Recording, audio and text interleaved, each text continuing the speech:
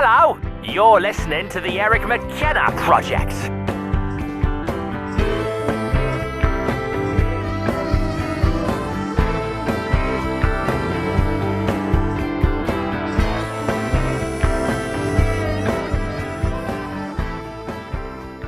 Okay, so you have some exciting business news just dropped, right? Yeah, I'm excited. I think 2020 is shaping up to be a big year. So I signed with Highmark with their women's health department. Okay. So for all of 2020, my sister and I actually were doing it together.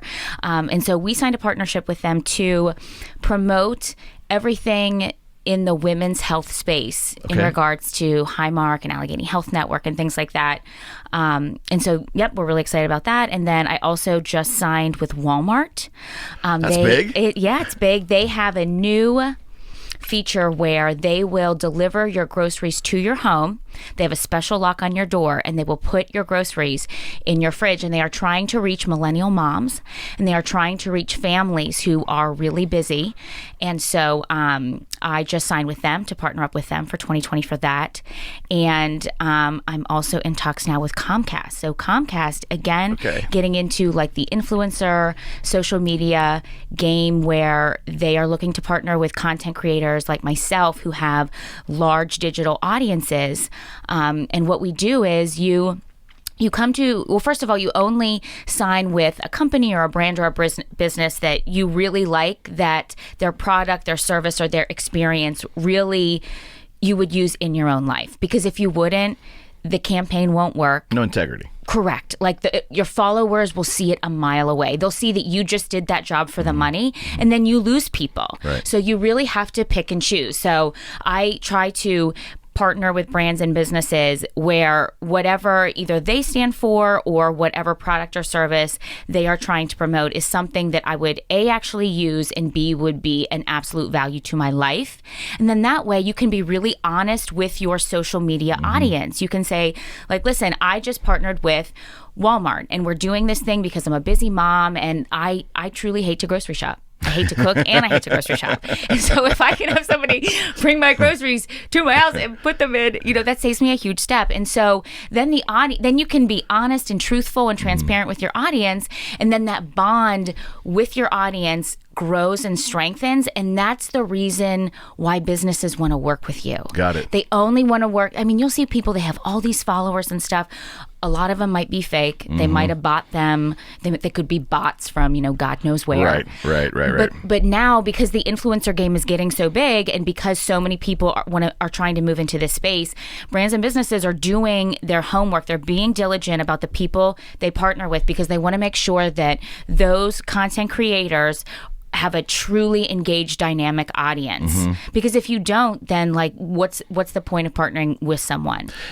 And that has to be a whole new realm for business in general, because now, along with ad agencies or their own internal advertising departments, marketing departments, now they have this outlet. Right. And so what they're doing is what advertising agencies and businesses are doing is they're moving a lot of their marketing dollars to this influencer space. Right. And so I saw a stat the other day, like by 2020, there will have been maybe $2 billion spent on influencer marketing. By 2024, which is only 4 years later, $24 billion. That's a huge jump. It's huge. And, and here's what's going to happen. It's spiking, and then it's going to drop, right? And then it'll come up a bit and flatten. So it's a crazy space, and it's the beginning of it. And so I always say, it feels like the Wild West because, people, we are all glued to our phones all the time, consuming content. We're on these social channels, and people now, I haven't bought anything that I saw in a magazine or on TV in 4 years. It's everything either I saw on Instagram by a blogger I follow, or or an influencer. And so there are major dollars being moved into this space because what happens is these digital audiences, they feel like they know us, and they do know us because we literally share everything about our lives. Right. Within reason. Well, they feel comfortable. They feel comfortable. They feel like they know you. And if you operate in a way where you only agree to paid sponsorships for things you actually really believe in, that trust is there. And so they're more likely to buy something they saw you promoting than if they saw like an ad, in a newspaper or an advertisement on television. I think the integrity thing is so important, especially now. Just in life. Well, there's no question. As a young man, I used to buy guitars online in '96. Oh, yeah. And I was very disappointed, obviously, when I tried to talk about a guitar on the phone or in an email with a seller, and I find out they don't play. There was such in my mind, but way back then, that was the initial disconnect that made me like, wow, how can someone profess to market something or sell something that they don't even use it? Yes.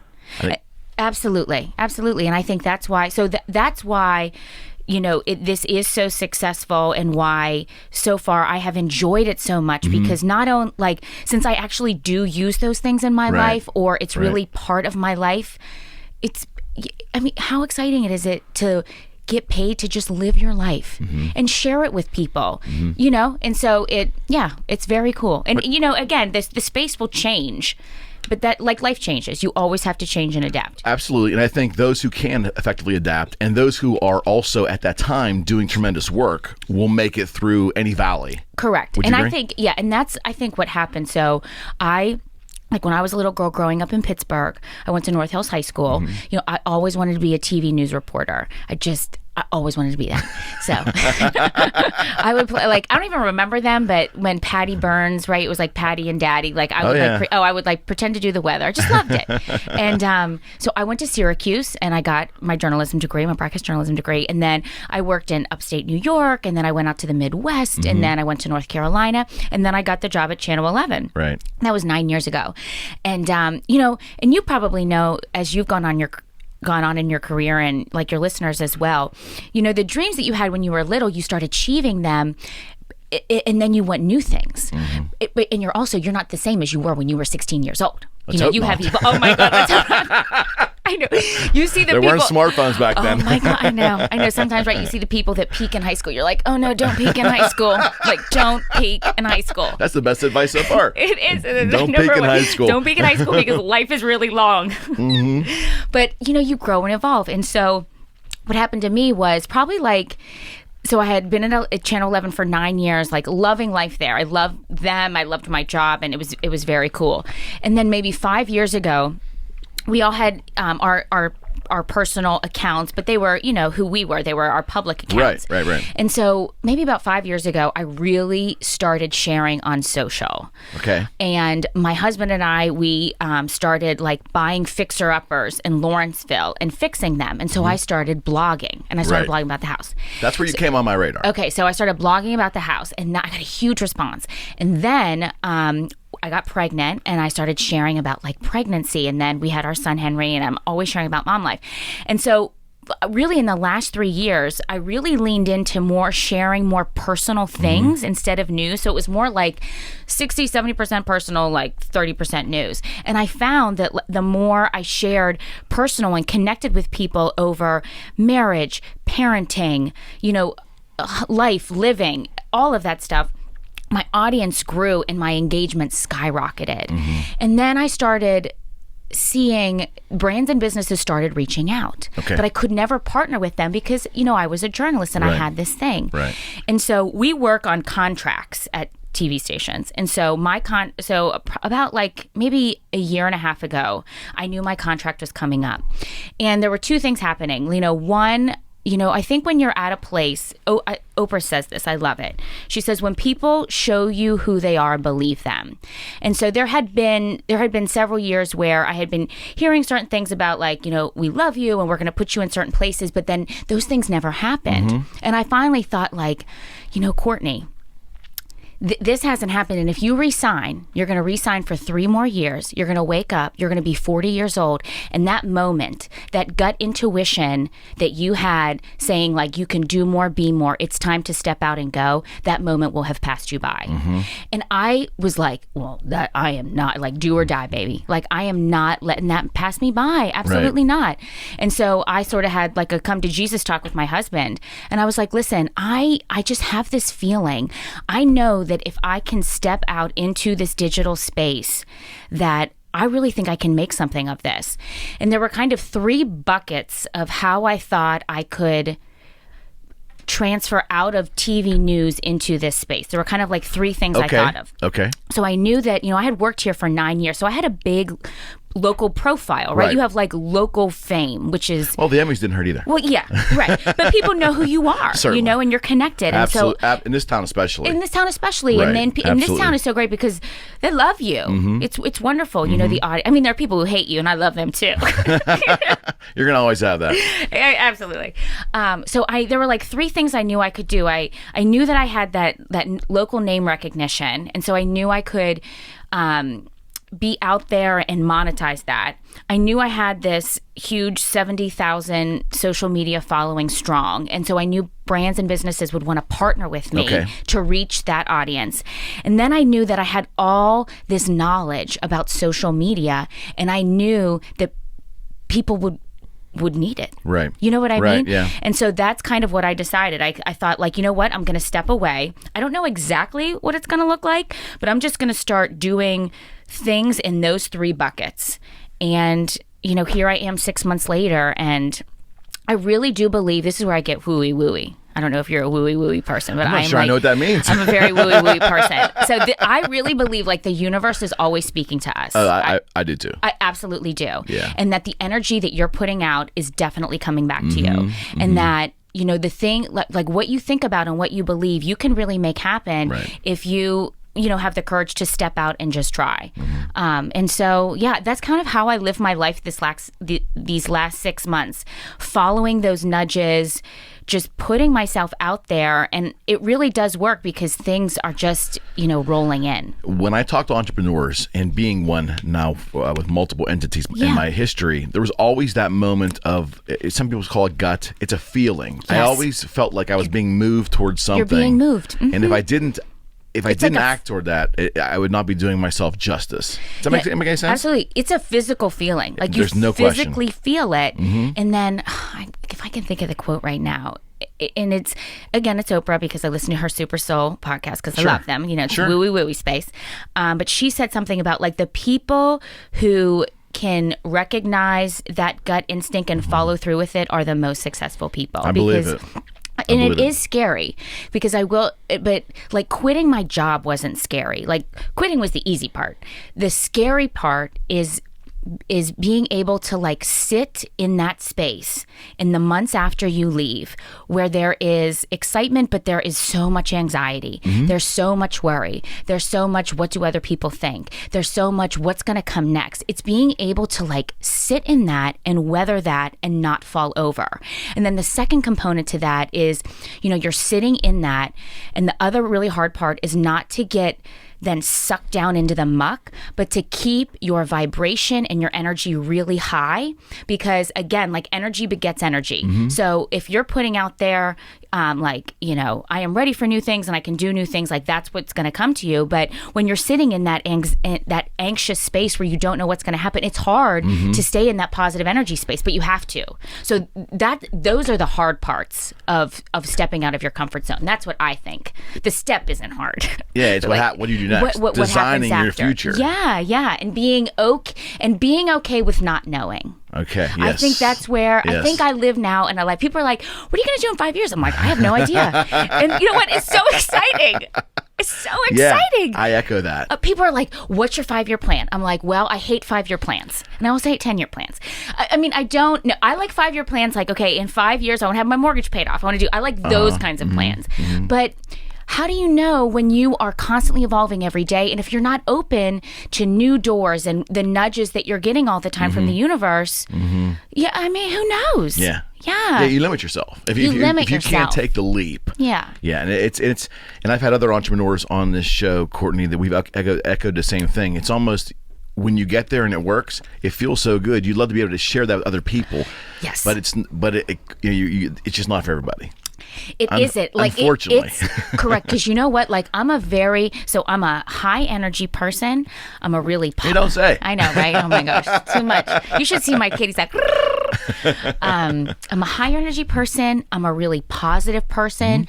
I'm somebody that like can do a lot, and it was hard. Like, it is hard. And because my husband would say to me, because you feel both extremes. Like I would say to him one day, like, you know, I really suck. What's gonna happen? Like I don't even like I have one gig next month. Like what's next? And then I'd get a call or something, and the next day I'd be like, this is amazing. I'm like, this is amazing. You know, that's the human experience, though. Yeah, I mean, you expect. And he would be looking at, and he would say to me, his name is Mark. He would be like, Courtney, like we have literally had this talk like 23 times a week, and I said, I know, but we're just gonna keep having it. It is hard. It takes, you have to have like a certain chutzpah. No question. To do it. But the thing is, though, it's anyone that enters a new space is the word, and a new industry. You know, you have a little bit of first mover advantage because what you're doing now, people entering 3, 4, 5, 6 years from there are going to have it more difficult. Correct. However, it's still on the other side of that. It's so new that there's really not a rule book for navigating it. That's it. Yeah. And I think that's why, exactly. But the other thing I have found out, and this is another good piece of advice. I can't remember what the first one was. Don't peak when you're in high school. Oh yeah, don't peak when you're in high school. That's really good advice. It's a really good The problem is I'm not sure how many high schoolers are going to hear this. That's okay. I'll put it on social. We'll put it on TikTok. There you go. Oh yeah, there you go. Yeah. There okay. You go. Don't peak in high school. Okay. And then the second part that I've noticed is like now, like things happen for people who do them. Well, certainly. Like the genius is in the doing. And the doing doesn't have to be, you know, you don't have to be Mark Zuckerberg to do. Like I'm talking about the doing is like sending an email, like call action. It's literally as simple as that. And because all those little actions then build up to like the big thing, but it's the combination of those little actions, like the genius of the doing. And I think people think like, you know, oh my gosh, how do I start something? You just start, you know, and if the first step is, you know, finding somebody to build you a website, that little first step leads to the second little step. And that's the other thing I've learned too. And confidence is built with every step. Yes, I think that's what the person starting is craving, is the confidence. The confidence. But that comes with repetition. Well, and you know what else is great though? The confidence that comes, like now, I just feel like I have no fear. Right. And I mean, I have a healthy amount of, you know, fear, like, you know, in terms of like keeping myself alive and my child alive and stuff like that. But I mean, like, you know, when you start stepping out and doing things that scare you and those little actions, like you get to the point where you're like, all right, well, I mean, you're just not afraid to try things because now, like, if people don't like me, like, okay, I don't care. Like other people will. So if that door shuts, another one will open. Did being a reporter help build that thick skin, or were you born with that? No, well, I think I was born with a little bit, but I tell you what, like 14 years of working in TV news, and then when social media became really big, like the last 10. Right. I mean, I don't know if on Instagram, I do this thing where I have the favorite Facebook message of the week, and I post the meanest comment. I have not seen that. Or Facebook That's message actually that brilliant. I have got. That's actually brilliant. Oh my God, it's so fun. This guy last week, he sent me one like, I don't know what he was mad about. He's like, I lost all respect for you, and I really hate you. You know, I'm gonna unfollow you, and you know, I don't care. And then 5 minutes later, he responded. He's like, I can't figure out how to unfollow you. Can you do it for me? Yes, he followed up, and he has me to do it for him. Like it's just so my skin is so. I mean. Yeah, there are still things that hurt. Sure. But my skin is so thick, and absolutely, like living in that TV news world and then living as a public person. Sure. And then social media gave, you know, what social media is, it gives access to public people, you know, right away, which is why connections are built and why trust is formed and why it's amazing. But then the other side of that is people can literally tell you how much they hate you and what they think about you, your hair, your outfit, you know, your parenting right there. But doing it so much, I think it's funny, and then I share them as my favorite messages of the week. Well, I think that's good because that's actually embracing it and then actually making light of it. And you need that, I think, as a person, right? You do. Well, and I read this quote somewhere. I can't remember where, but it was saying, like, you know, you don't believe the people who love you, and don't believe the people who hate you. Like, if you don't buy into either hype, then you just stay in the middle. You know, because The positive side of the yeah. And I like that. You don't get your head so big, with the messages of like adoration and people who love you, and then you don't get sucked into, the people who dislike you, where you're like, wow, you really dislike me, from your basement eating Cheetos.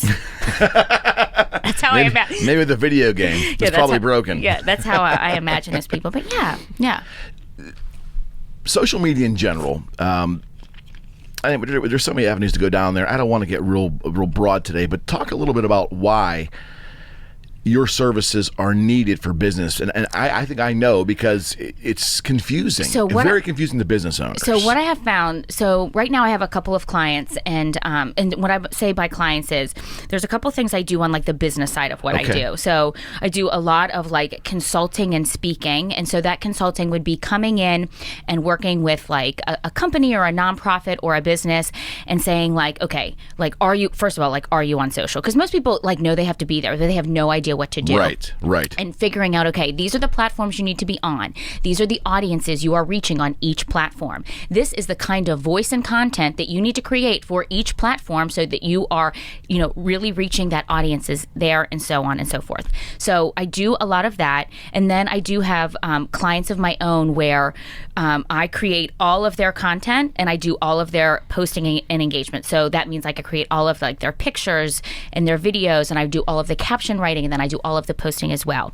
Because what I found and why I feel like that part of me and my business is growing is because you have so many boomers who are very successful, be nice, who are entrepreneurs or running companies, and they know they have to be on these platforms, but they either don't like them, they don't want to be on, or they don't know how to be on. Right. And so I think so I'm like a mature millennial, right? I just turned 37. And so I'm not Gen Z, I'm not like the TikTok generation, but I am living in the social media space. And so that's what I have found. I have found that like the boomers are the people that have these amazing businesses and actually have like the revenue that they would love to put into social media marketing in the digital space, but they don't know like how to do that or how to start. And so that's what I have noticed, that people know they have to be on these platforms, but it takes a lot of time too. And platforms are different. The platforms are different, and creating content for all of them and posting them. And then here's the thing, you can't just post on these platforms and then say, see you later. I mean, you have to spend hours on here engaging with your audience, liking other photos, responding to comments, answering direct messages. I mean, it's a full-time job. Sure. But here's the thing, the clients I have and the people I meet, they know they have to be on there, because that's the thing. Like when I meet somebody, I immediately just look and I see what they look like on Facebook and Instagram, and then I Google them. So if I meet you and then I go on Instagram or Facebook or I Google you and you have absolutely no presence, you just don't seem with it. Does that make sense? Yeah, absolutely right. And so it's absolutely right. Yeah. It's a necessity. It's a necessity, especially when you're in business today. It's actually required. I don't have business cards because I'm just like, because if I meet somebody and they want to do something, I'm like, oh, what's your handle? And I just find them on Instagram or Facebook and connect immediately. So it's an absolute necessity, and that's what I have found. There's a real need for it, and I've been living in that space. And here's the other thing about the social media space: if you don't like it, and that's fine. There's a lot of people that don't like it. I get it. Then you should not be creating content for it. So like if you're a business owner or if you're a marketing manager and you know that you have to be on social media, but like you don't like being there and you get no joy creating content from that space, like you should not be creating. That'll show. It comes through. There's an energy behind it. I bet you know, and your listeners too, whenever I post something in the moment, whether it's super joyful, whether it's something I'm really struggling with and I'm sharing, like I'm being vulnerable and sharing it, that post does incredible because there's an energy behind it. It's really authentic too. It's really authentic. And so even though these platforms are, everything, it's algorithm based and it's all that, there are humans on the other end interacting with these platforms, and they can, so that energy comes through. Okay. Yeah. Yeah, I definitely get it. Yeah, it makes sense completely. Talk about branding for a second. What is your definition of branding? Well, so, I mean, I am not an expert in branding. I think here's what I think about branding, but I'm sorry, I'm sort of in a different space, like, because people are like, okay, you're going to step away, like, are you going to like rebrand or like roll out a website and I was like, well, I don't know what this is going to look like. So I was like, how about I just live? Right. And then whatever it becomes when I'm in a space. So like I left in June. And I had like a blog, I had a website that was like just for like TV news jobs, all this stuff. And I was like, okay, I got to get this together. But I don't know what Courtney Brennan is going to be going forward. So okay, I get it. But last month now, so my new website, CourtneyBrennan.com, just rolled out yesterday. So I think people, instead of thinking like, oh, I have to get a brand together, how about you just start the doing? And then whatever business you're building or whatever brand you're building for yourself, as it evolves, you're going to get to a point where you're like, oh, now I'm ready. Now I'm ready for a logo. Now I'm ready for a new website. Now I'm ready to spend money in that arena for that. Does that make sense? It does. It's almost putting the cart before the horse. I think so. You're labeling whatever this is supposed to be. And then what if it doesn't? What if it's not that? What if it doesn't evolve that way? Yes. What if because that was the thing too, when you step out to try something new, I mean, if you're going to, like me, you throw like 8,000 things at the wall. Not all 8,000 are going to stick. Maybe like 4. Right. So why don't you see what sticks? And then you have to see not only what sticks, what is like profitable and what is successful. And what do you love? What if you throw all these things against the wall and you realize like, oh man, like this really gets my goat and I am getting such a great response doing this. Yeah. So I think the branding should come. I think you should just start doing the living and doing the doing, and then the branding comes. I'm sure a branding expert would, say the opposite. Well, I think that's the most misused word right now. I think in marketing, period. Because if you have a young kid who's selling tennis shoes on Instagram. He's trying to brand, quote unquote, brand himself, and then you have someone who's got a grocery store. That branding is completely different. Right. Where is the technical term anymore? Because I get it. You create your entity, and your actions are going to lead you into what your brand becomes. What it becomes, yeah. Right. And I really think that, and maybe like it's easier to do this if for like right now, my brand is me. I'm like a single person, and so especially if you're in that space where the brand is you, like you want to evolve. Like we were saying, like don't peak in high school. Like you want to evolve because not only do you want to. I will tell you, like, I don't love the wrinkles on my forehead that are not going away no matter how much retinol I put on them. But I love getting older. I love it. You just care less what people think. So much. You get to experience all these things. You get to evolve, and so that's why I think brands should be able to evolve because you always want to get better. You always want to change. I don't know. Change or die. That's my thing. What about themes? Like when you go to work with a client, let's say it's an established client, already's got a business, 35 years in business, and now they have to come on the web. How important is it to have a consistent theme throughout all platforms? Yeah. So that's hugely difficult for a business that doesn't even understand what's going on. No, not at all. Well, and I always tell my clients, we always pick 5 to 6 themes that we're always sharing. Okay. And those could be like, one theme could be client success stories and testimonials. Like those are always great things to share because then you can show people like, if you hire me or work with me, you're going to have a great experience. And it's kind of like bragging about yourself without being obnoxious. And then and then you find like other themes that you can share that you feel good about. And it shouldn't always be like selling your company or selling yourself.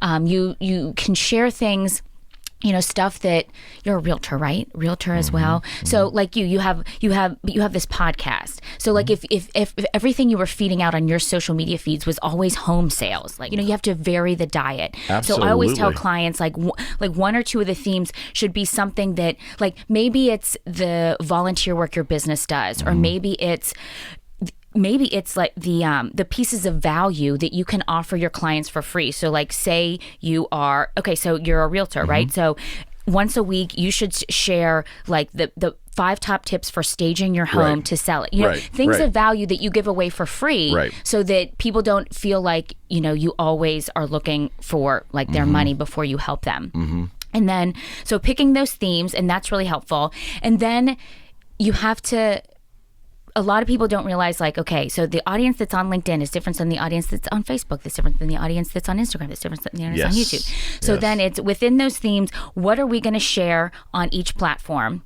And then writing the language, so the captions, writing those captions so that it fits with, on LinkedIn, it's it's business people. They use the platform Monday through Friday from like 8 a.m. to 4 p.m. Is it evolving? Is LinkedIn evolving to be more social? I think LinkedIn is the most underused, underrated platform. Okay. I love LinkedIn. And here's why I tell you this is why I love LinkedIn, and this is why free tip, why you should post on LinkedIn.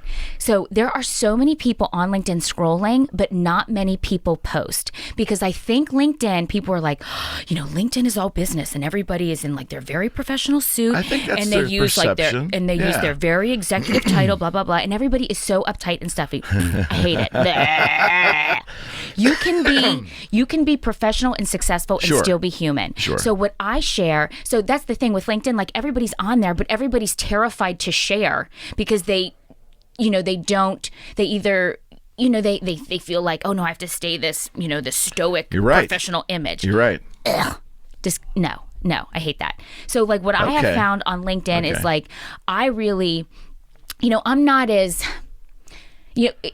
I'm not as like casual as I am on Instagram, but I share like the humanity, and you should treat it as what it is, as a social network. I just feel like when everybody posts on Instagram, they're trying, it's almost like a resume or a cover letter, and those are so boring. Okay, you mean on LinkedIn, you mean? On LinkedIn, yeah. So it's too stodgy. It's too stodgy, and you need to post on LinkedIn because so many people are using that platform. You just don't know it because people aren't posting on there. But if you're posting, people are going to be seeing you. Interesting. Yeah, because I've posted some of these shows, and to give you how I've structured this for conversational purposes, my social media for my realtor practice is completely separate from the show. That was the thing I struggled with. Do I make it all? Do I formulate it all as part of who I am? Because that's reality. And I'm a big proponent of you are you. You don't think the separation I don't is think the way to go? people should separate. Interesting. Yeah, because you're one human being with different facets, and that's why people love you. And I think then, like if you're not just a realtor, but you have other things that make you interesting and cool, that's amazing. And I feel like since you're not a brick and mortar store, you're a human being, and so I really think that people, I think that you don't realize how much leeway people will give you in terms of what you share. And actually, and I think people want variety. I know people want variety. That's good food for thought. Yeah. Because it's, I'll tell you, as you can probably imagine, it's difficult managing different. Yeah, that's what you don't. Different platforms, right? And you have all these different businesses. Accounts. Yeah, it's tough. It's tough, especially on. And I think I'm probably violating LinkedIn's policy because I have 2 LinkedIn accounts, which I guess you're not allowed to do. Oh, really? But sue me. Yeah. But it's tough, and again, it goes back to the strength of what you're offering. Is that social media is not. It's not easy. No, it takes time. It takes thought, and you should take time, and there should be a lot of thought behind it because it's an extension of who you are or who your brand is, and it's the first thing people are going to see, and they're going to make a judgment on it. They're either going to look at your social accounts and be like, "Oh, well, they're with it.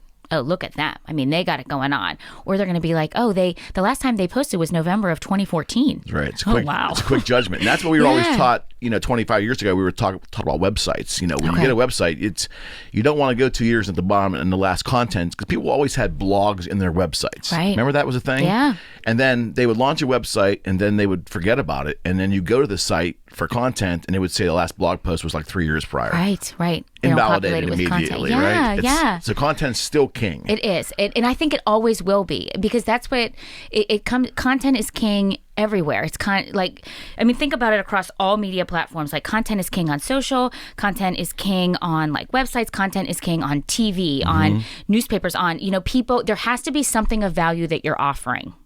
So. Okay.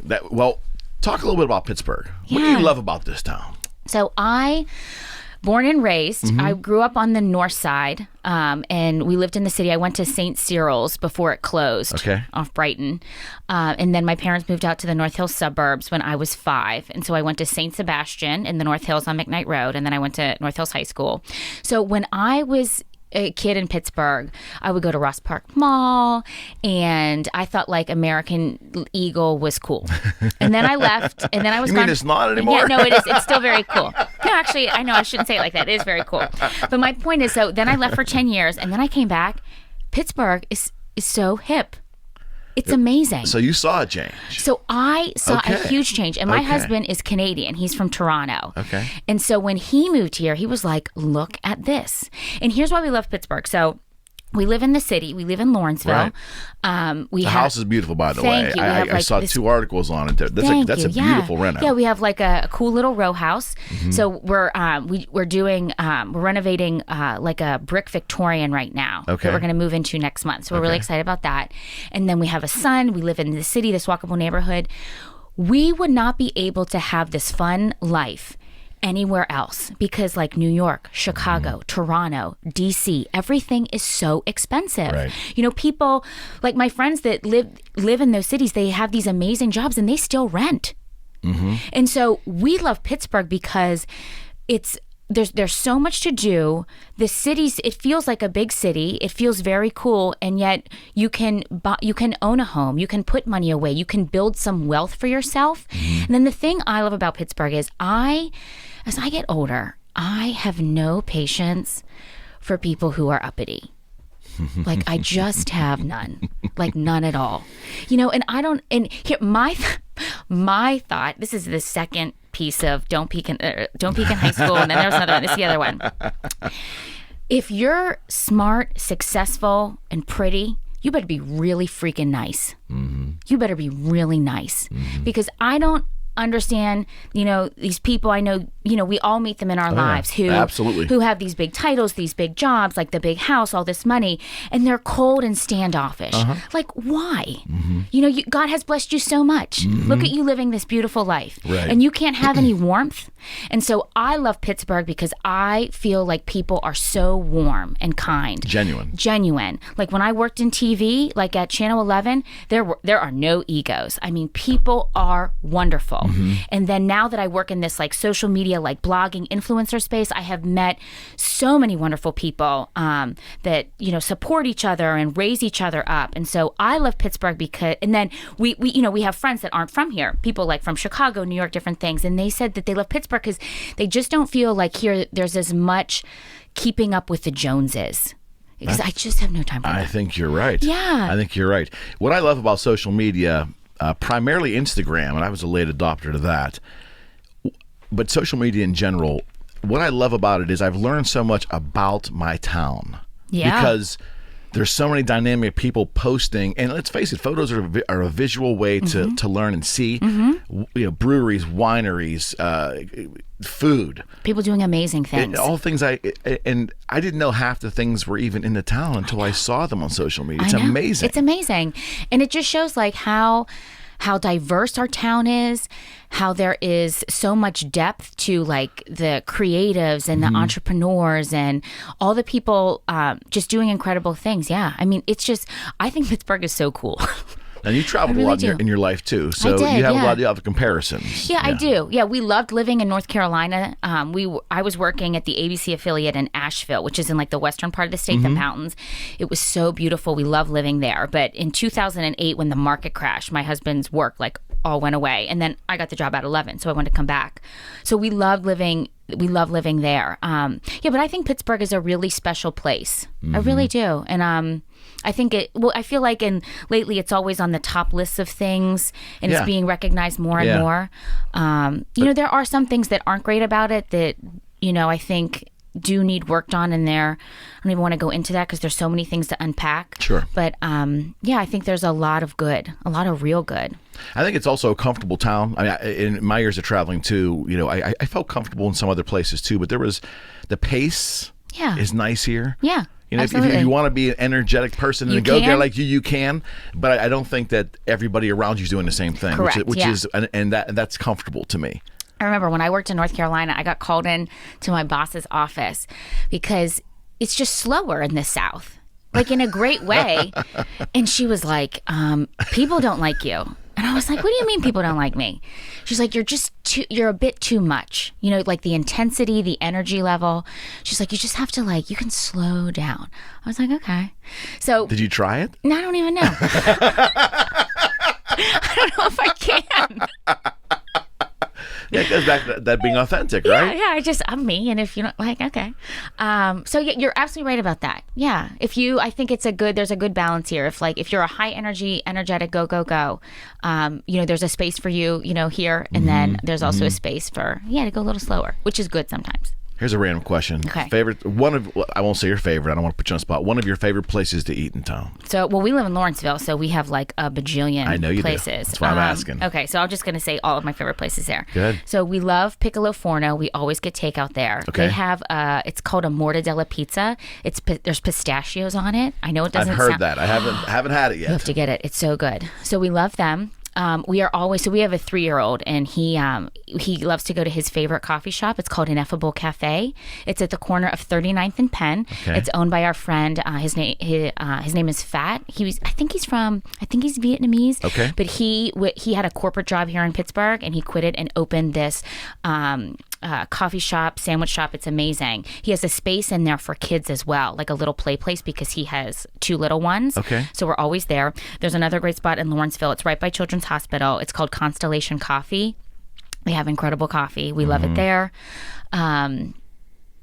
Oh my gosh, there's just so many, and now I'm blanking on all their names. That's yeah. okay. Yeah, but no, that's we always just kind of stay in our neighborhood. We have a great neighborhood. That's why we love living there. Sure.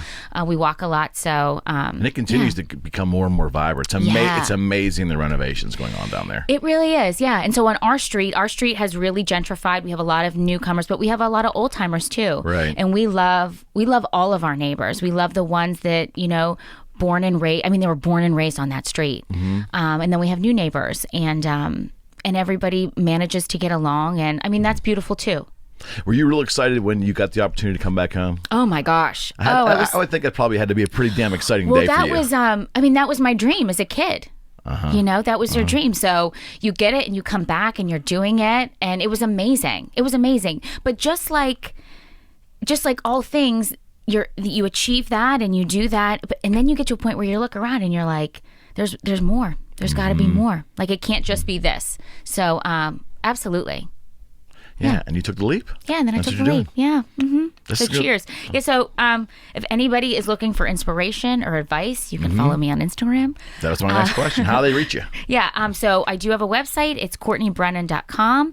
And then on Instagram, my handle is It's Courtney Brennan. And on Facebook, you can find me at Courtney Brennan TV.